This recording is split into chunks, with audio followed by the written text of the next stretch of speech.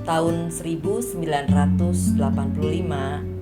sekitar pertengahan bulan Februari, gereja saya, GBI Pasir Koja, mengadakan sebuah acara KKR.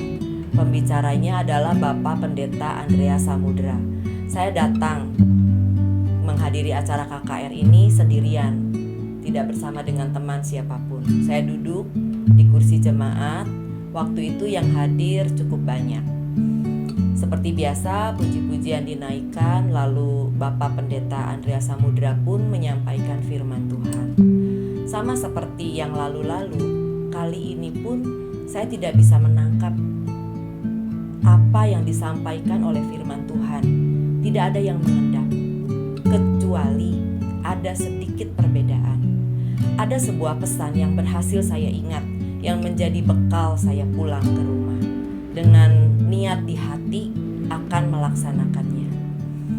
Dan betul, malam itu sebelum saya tidur, saya sudah di kamar sendirian, lampu kamar sudah dimatikan.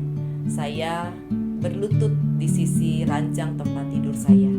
Lalu kemudian saya berdoa sesuai dengan pesan yang tadi saya terima dalam acara KKR. Saya berdoa seperti ini.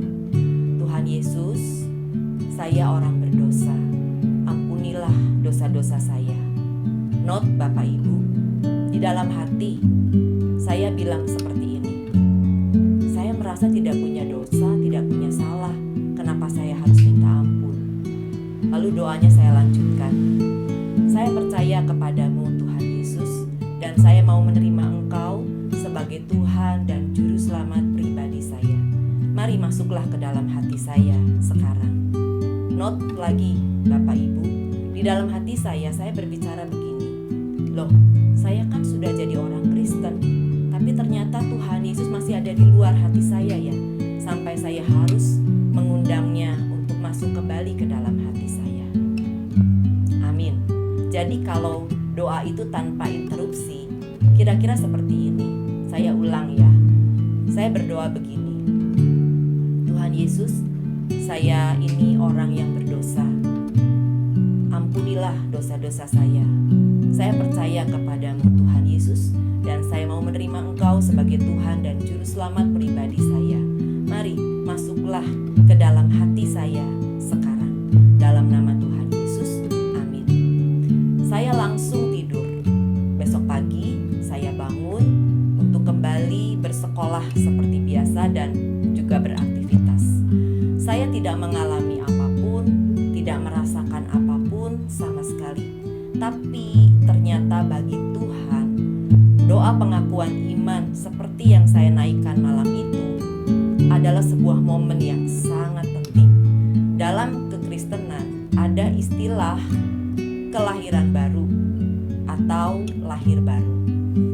Yohanes pasal 3 ayat 5. Jawab Yesus, "Aku berkata kepadamu, jika seorang tidak dilahirkan dari air dan roh, ia tidak dapat masuk ke dalam kerajaan Allah." Roma pasal 10 ayat 8-10 berkata demikian. Tetapi apakah katanya? Ini, firman itu dekat kepadamu, yakni di dalam mulutmu dan di dalam hatimu. Itulah firman iman yang kami beritakan.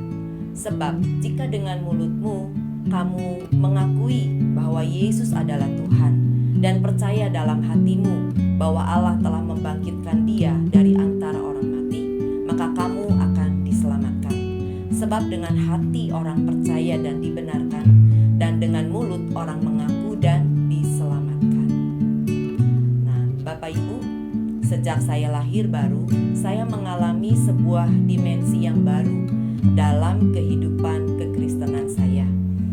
Kalau sebelumnya kekristenan itu bagi saya hanya secara agamawi, sekarang menjadi sebuah relationship atau sebuah hubungan antara saya dengan Tuhan, antara Tuhan dengan saya. Kalau sebelumnya dalam membaca Alkitab firman Tuhan, saya hanya membacanya secara logos atau huruf-huruf mati yang tersurat. Sekarang berubah menjadi rema, hidup dan tersirat. Panca indera rohani saya pun mulai terbuka. saudara-saudara semua, di tahun 1985 ini saya mengalami kelahiran baru.